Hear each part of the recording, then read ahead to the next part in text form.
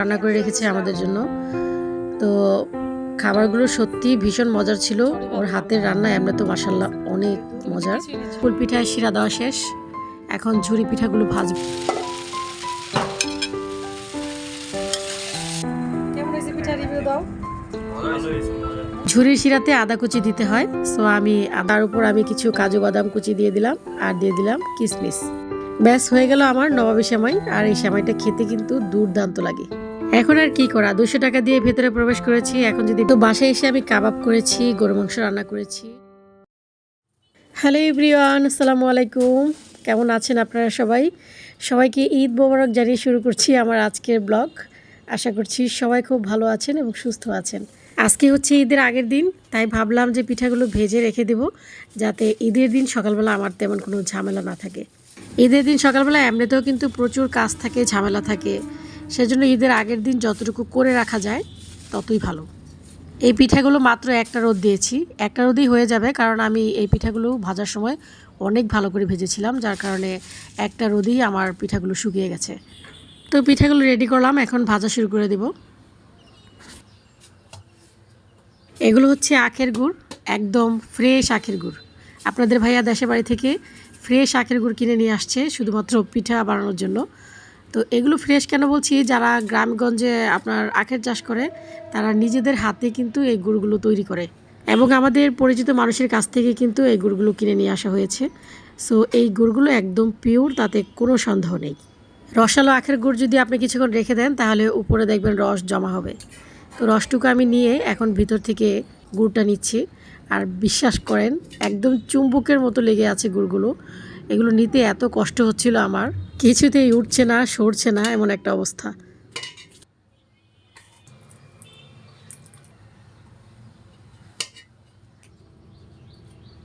ব্যাস এইটুকুতেই হয়ে যাবে আমার। আর এই গুড়ে আমি একদম পানি ব্যবহার করব না, পানি ছাড়াই আমি গুড়টাকে জাল দিব। যেহেতু এটা রসালো গুড়, এটাতে পানি দেওয়ার কোনো প্রয়োজনই নেই। গুড়ের শিরাটা আমি খুব বেশি আঠালো করব না, যেহেতু আমি গরম পিঠাগুলো গুড়ের উপর ঢালবো, তখন এমনিতেও কিন্তু গুড়গুলো আঠালো হয়ে যাবে।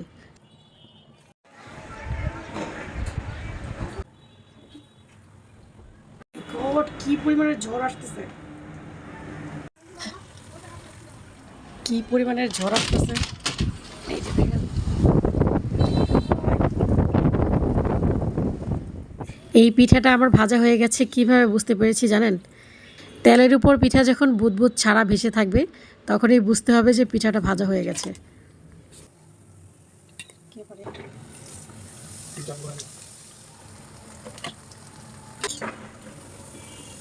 কি করে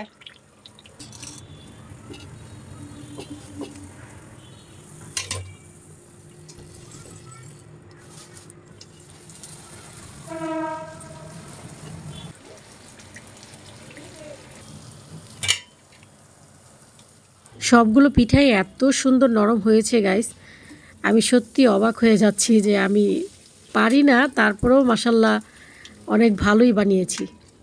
আপনারাও যদি আমার মতন ডিজাইন না পারেন তাহলে শুধু বকুল ফুলের ডিজাইন দিয়েই পিঠাগুলো বানিয়ে ফেলবেন।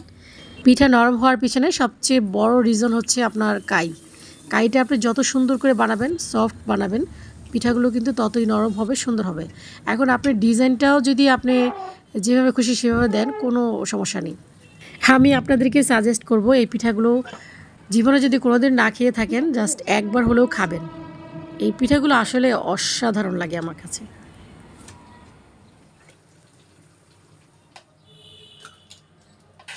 ফাইনালি আমার ফুল পিঠায় শিরা দেওয়া শেষ, এখন ঝুরি পিঠাগুলো ভাজবো, ভেজে তারপর গুড়ের শিরা দিব।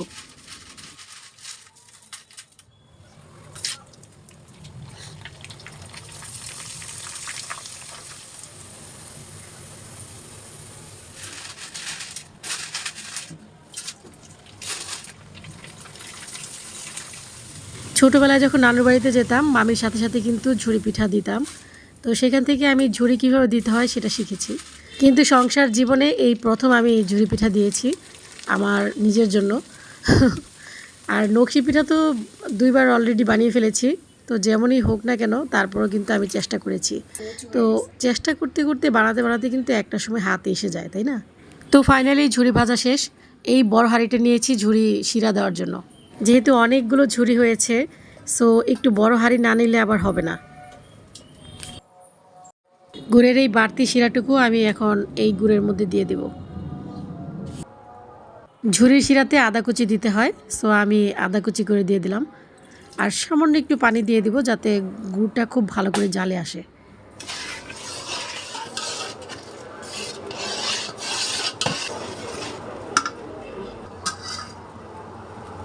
এই তো একটা তার যখন চলে আসবে তখনই বুঝতে হবে যে শিরাটা হয়ে গেছে। এখন আমি সবগুলো ঝুড়ি দিয়ে দিচ্ছি এটার ভিতর।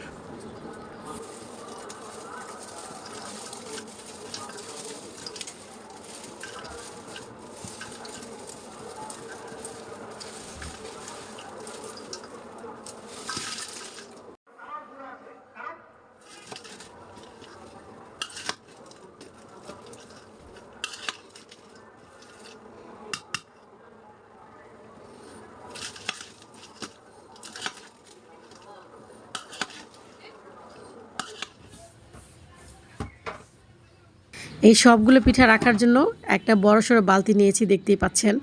বালতিটাকে আমি ধুয়ে খুব সুন্দর করে মুছে নিয়েছি। আর ঝুড়িগুলো আমি 1.5 ঘন্টার মতো ঠান্ডা করে তারপর রাখছি। দেখতেই পাচ্ছেন কী পরিমাণের আঠালো হয়েছে, পড়তেই চাচ্ছে না।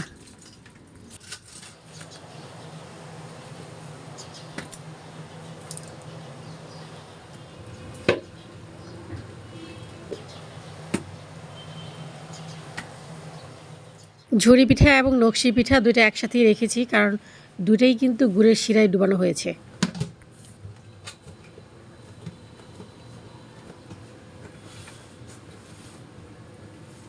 পুরো এক বালতি ভর্তি করে পিঠাগুলো দিয়েছি গাইস। এটা হচ্ছে আমার সম্পদ, অনেক কষ্টের সম্পদ। অনেক কষ্ট করে পিঠাগুলো বানিয়েছি, শুকিয়েছি, ভেজেছি, শিরা দিয়েছি। এখন বেশ ভালো লাগছে। আজকে ঈদের আগের দিন চটপটি ডাল ভেজানো হচ্ছে, ঈদের দিন সকালবেলা সিদ্ধ করা হবে ইনশাল্লাহ।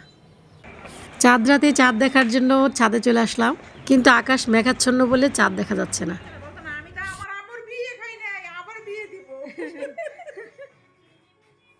নাইস হয়েছে। এই যে আমারটা শেষ। আমার বাসার আশেপাশে যত ভাবিরা আছে সবাই কিন্তু দেশে চলে গেছে ঈদ করার জন্য। শুধু আমি আর আমার বান্ধবী আছি ঈদ করার জন্য ঢাকায়।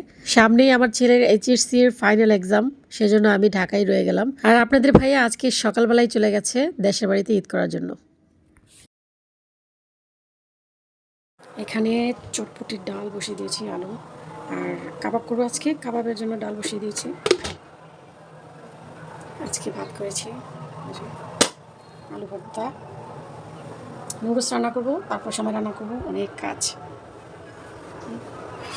আমার ছেলেমেয়েরা গতকালকে আলটিমেটাম দিয়ে রেখেছে, ভাজা আলু ভর্তা দিয়ে ভাত খাবে আর টমেটোর চাটনি দিয়ে ভাত খাবে। একটু ঝাল ঝাল টাইপের কিছু খেতে যাচ্ছে আর কি। আমার সুবিধার জন্য কালকে আমি পেঁয়াজ অনেকগুলো কেটে রেখে দিয়েছিলাম ফ্রিজে, তো আজকে আর পেঁয়াজ কাটাকাটি নিয়ে কোনো টেনশন নেই।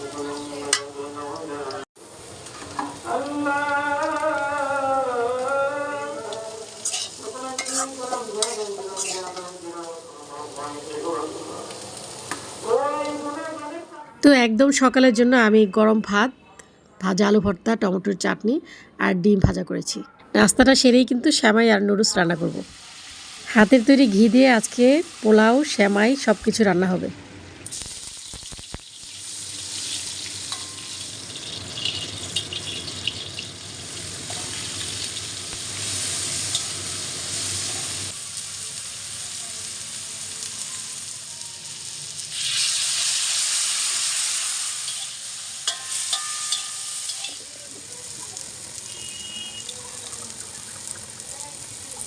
ঘিয়ের চেহারাটা একটু দেখেন, মাশাল্লাহ একদম ক্লিন।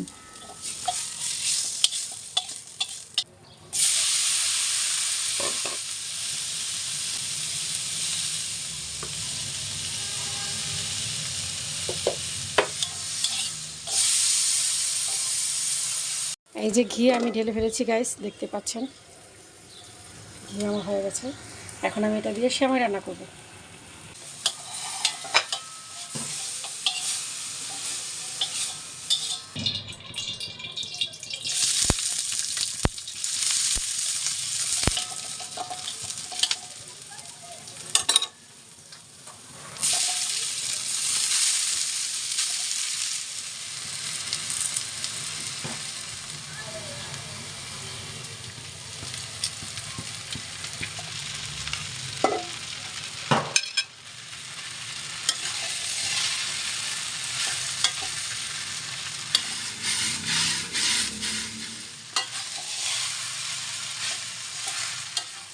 কাঁচামরিচ দিতে একেবারেই মনে নাই, সেজন্য উপরে একটু ছিটিয়ে দিচ্ছি আর একটু ধনেপাতা ছিটিয়ে দিলাম।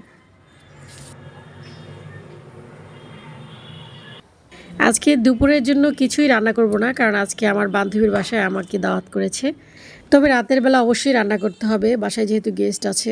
আর তাছাড়া ছেলেমেয়েরা মায়ের হাতে কিছু খাবে না ঈদের দিন, সেটা কি হয় বলেন?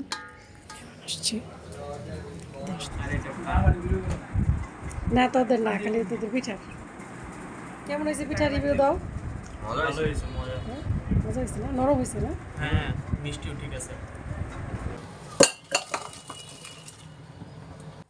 আজকে আমি নবাবী সেমাই রান্না করব, তো তার জন্য আমি এখানে কনডেন্স মিল্ক দিয়ে দিলাম দুধের সাথে, আর কিছু চিনিও ব্যবহার করব। মিষ্টি এমনি তো আমরা তেমন একটা পছন্দ করি না, তবে মিষ্টি খাবারে যদি মিষ্টি না হয় তাহলে আবার ভালো লাগে না। সেই জন্য চিনির পরিমাণটা আমি আমার মতো করে দিয়েছি। আর এখন দিয়ে দিলাম কাস্টার্ড পাউডার, কারণ কাস্টার্ড পাউডারটা দুধটাকে একদম ঘন করে ফেলে। এখন আমার হাতের তৈরি ঘি দিয়ে সেমাইটা ভেজে নেব খুব সুন্দর করে। তো সেমাইয়ের উপর দিয়ে দিলাম কিশমিশ আর দিয়ে দিলাম কাজু বাদাম কুচি। নবাবী সেমাইটা কিন্তু খেতে ভীষণ ভালো লাগে। সেমাইগুলোকে আমি খুব ভালো করে ভেজে নিয়েছি। এখন কিছুটা সেমাই আমি বলের উপর এইভাবে সাজিয়ে দিলাম, তার উপর ঘন দুধটাকে আমি এর উপর বসিয়ে দিলাম। দুধটা একটু ঠান্ডা করে নিলে ভালো হতো, তবে যাই হোক হাতে যেহেতু সময় নাই, বাসায় যেহেতু অলরেডি দুজন গেস্ট চলে এসেছে, তো ওদেরকে তো সেমাই টেমাই কিছু খাওয়াতে হবে, তাই না? এভাবে কয়েকটা লেয়ার দিয়ে দিয়ে কিন্তু আমি বলটাকে সাজিয়ে নিচ্ছি, দেখতেই পাচ্ছেন। খুব ভালো করে সাজানো হয়ে গেছে। এখন তার উপর আমি কিছু কাজু বাদাম কুচি দিয়ে দিলাম আর দিয়ে দিলাম কিশমিশ। ব্যাস হয়ে গেল আমার নবাবী সেমাই। আর এই সেমাইটা খেতে কিন্তু দুর্দান্ত লাগে। খুব বেশি কিছু রান্না করিনি, মাত্র 3টা আইটেম দিয়ে ঈদের সকালটা পার করছি। যেহেতু 1 মাস রোজা রেখেছি, তো রোজা ভেঙে এত কিছু খাওয়া যায় না আসলে। একটু বুঝে শুনেই খেতে হয়, নয়তো পেটের 12টা বেজে যেতে পারে। আর এমনিতেও একটু ঠান্ডা ঠান্ডা দিন আছে, সেজন্য তেমন একটা প্রবলেম নাও হতে পারে। তারপরেও একটু বুঝে শুনে খাওয়াটা ভালো আমি মনে করি।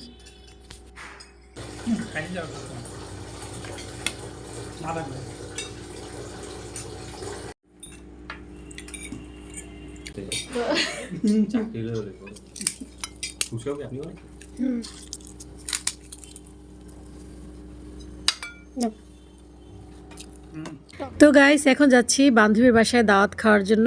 তো সেখান থেকে দাওয়াত খেয়ে দিয়ে তারপর সোজা ঘুরতে চলে যাব বাইরে। কোথাও যাবেন না কিন্তু, আমার সাথেই থাকেন।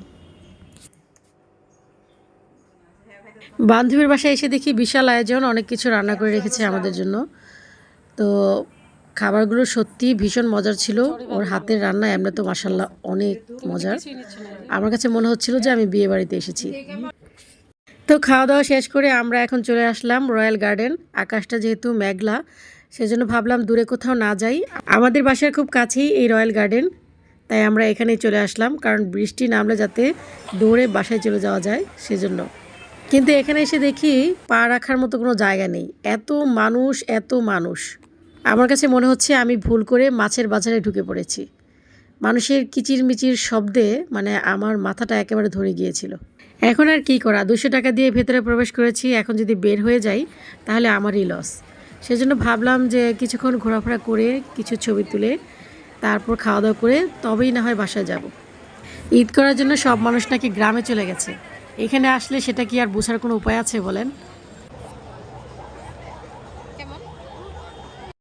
তো বাসায় এসে আমি কাবাব করেছি, গরু মাংস রান্না করেছি, আমার জন্য সাদা ভাত রান্না করেছি, আর গেস্টদের জন্য পোলাও রান্না করেছি। এই ছিল আমার আজকের ব্লগ। আমার আজকের ব্লগটি যদি ভালো লেগে থাকে তাহলে প্লিজ একটা লাইক করে দিবেন। আজ এই পর্যন্তই, ফিরে আসবো নতুন আরেকটি ব্লগ নিয়ে। সেই পর্যন্ত সবাই ভালো থাকবেন, সুস্থ থাকবেন। আল্লাহ হাফিজ, আসসালামু আলাইকুম, ঈদ মোবারক। নাইস হয়েছে। এই যে আমারটা শেষ।